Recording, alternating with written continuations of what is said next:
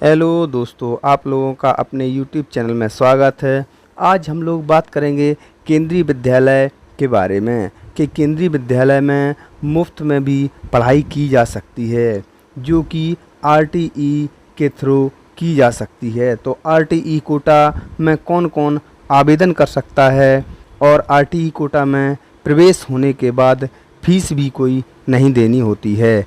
इसके साथ साथ इसके लिए RTE कोटा में आवेदन करने के लिए क्या क्या ज़रूरी कागजात हैं, उन सब ज़रूरी कागजात के बारे में हम लोग बात करेंगे। तो ओवरऑल केंद्रीय विद्यालय के एडमिशन के बारे में, RTE कोटा में किस प्रकार से एडमिशन करवाया जा सकता है, इन सब चीज़ों के बारे में हम लोग बात करेंगे।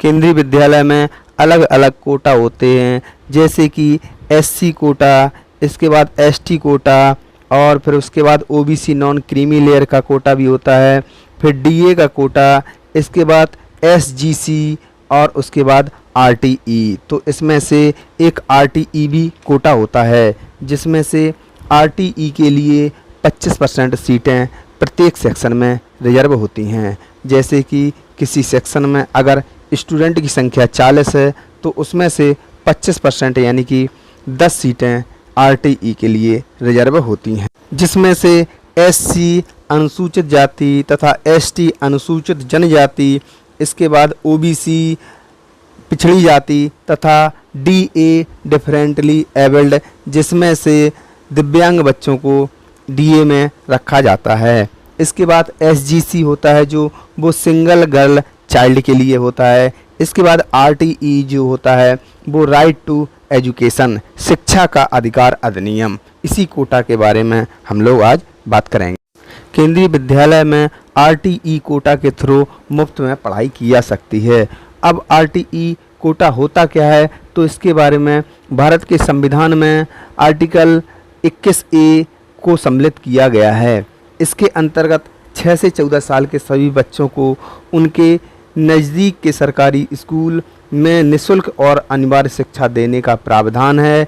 यहाँ निःशुल्क शिक्षा का तात्पर्य है कि अभिभावकों से स्कूल की फीस, बच्चे के यूनिफॉर्म और पुस्तकों के लिए कोई पैसे नहीं लिए जाते हैं। वहीं इस अधिनियम के तहत स्कूलों में 25% नामांकन, बच्चों का जो नामांकन है बिना किसी शुल्क के किया जा सकता है। तो केंद्रीय विद्यालय में रजिस्ट्रेशन करते समय, जब केंद्रीय विद्यालय में फॉर्म आते हैं तब रजिस्ट्रेशन करते समय RTE कोटा को सिलेक्ट करके हम बच्चों को मुफ्त में शिक्षा दिला सकते हैं। अब RTE कोटा के लिए कुछ क्राइटेरिया निश्चित किए गए हैं, जिसमें से पहला क्राइटेरिया है कि बच्चे के अभिभावक की जो सालाना इनकम है वो 3.5 लाख रुपए से कम होनी चाहिए, तथा इसके साथ साथ बच्चे के माता पिता अगर शहरी क्षेत्र में निवास करते हैं तो उनकी स्कूल से दूरी 5 किलोमीटर के अंदर होनी चाहिए।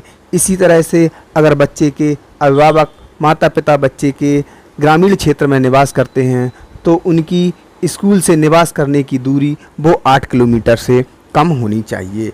इसी प्रकार से 2 प्रावधान किए गए हैं जो कि RTE के लिए रजिस्ट्रेशन करते समय अगर आप इन क्राइटेरिया को फिल करते हैं तो आपके बच्चे का एडमिशन RTE कोटा के थ्रू हो सकता है।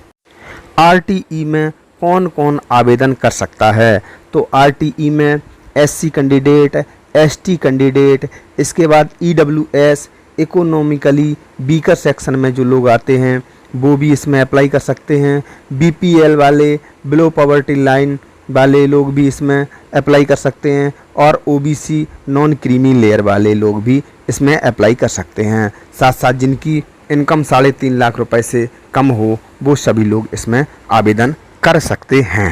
इसके साथ साथ बच्चे के माता पिता की निवास करने की दूरी स्कूल से अगर आप शहरी क्षेत्र में हैं तो 5 किलोमीटर के अंदर होनी चाहिए, तथा आप ग्रामीण क्षेत्र में निवास करते हैं तो आपकी स्कूल से निवास करने की दूरी 8 किलोमीटर के अंदर में होनी चाहिए। नहीं देनी होगी कोई फीस। जी हाँ, अगर आपके बच्चे का एडमिशन RTE कोटा के थ्रू होता है तो आपको किसी प्रकार की कोई फीस नहीं देनी होती है। इसके साथ साथ textbook, notebook, stationery, uniform तथा ट्रांसपोर्ट आदि का खर्च भी केंद्रीय विद्यालय के द्वारा दिया जाता है। लेकिन एक शर्त है जो कि उस समय विद्यालय के पास में पर्याप्त फंड उपलब्ध होना चाहिए। क्या हैं ज़रूरी कागजात?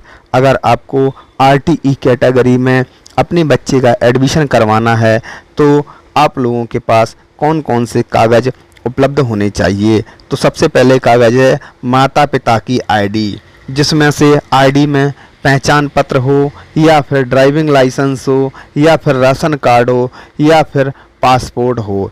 इन सभी में से कोई एक कागज़ ID के रूप में होना चाहिए। उसके बाद बच्चे की ID, तो बच्चे की ID में जन्म प्रमाण पत्र या आधार कार्ड उपलब्ध होना चाहिए।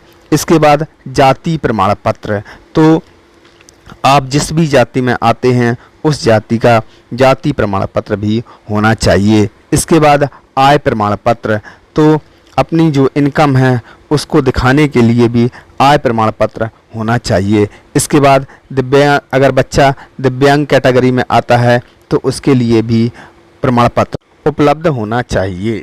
ये सभी कागज़ केंद्रीय विद्यालय में RTE कैटेगरी में एडमिशन करवाने के लिए उपलब्ध होने चाहिए। जब केंद्रीय विद्यालय का ऑनलाइन रजिस्ट्रेशन फॉर्म फिल किया जाता है तो ये सभी दिशा निर्देशों को पढ़ करके सावधानीपूर्वक फिल करना चाहिए तथा एडमिशन होने पर इन सभी कागज़ों को वेरीफाई किया जाता है, जिसमें से कि आपके घर से और स्कूल तक की जो दूरी है उसको भी सेल्फ डिक्लेरेशन फॉर्म के द्वारा फिल करवाया जाता है। उसमें सेल्फ डिक्लेरेशन फॉर्म होता है, उसको फिल करवाया जाता है, जिससे कि अभिभावक सेल्फ डिक्लेरेशन अपने आप से प्रमाणित करता है कि ये दी गई जानकारी सही है। उसके बाद केंद्रीय विद्यालय के द्वारा इसको वेरीफाई किया जाता है। वेरीफाई होने के बाद अगर आपकी दूरी के बारे में जानकारी दी जाती है, वो सत्य होती है, तो आपका एडमिशन RTE के थ्रू कर लिया जाता है। इसके बाद RTE में एक बार एडमिशन होने के बाद क्लास 1 से लेकर क्लास 8 तक की पूरी शिक्षा फ्री होती है। तो हम लोगों ने इस वीडियो में केंद्रीय विद्यालय में एडमिशन से संबंधित जो कि RTE कोटा के थ्रू करवा सकते हैं, कैसे करवा सकते हैं, इसके बारे में जानकारी की तथा इसमें RTE कोटा में कौन कौन आवेदन कर सकता है तथा इसके साथ साथ फीस आदि के बारे में और RTE कोटा में किस प्रकार से एडमिशन करवाएं उसके लिए ज़रूरी कागजात आदि के बारे में पूरी जानकारी की। अगर आपको इस प्रकार के और वीडियो चाहिए तथा आपको ये जानकारी अच्छी लगी हो तो हमारे चैनल को सब्सक्राइब करें तथा हमारे वीडियो को लाइक करें। धन्यवाद।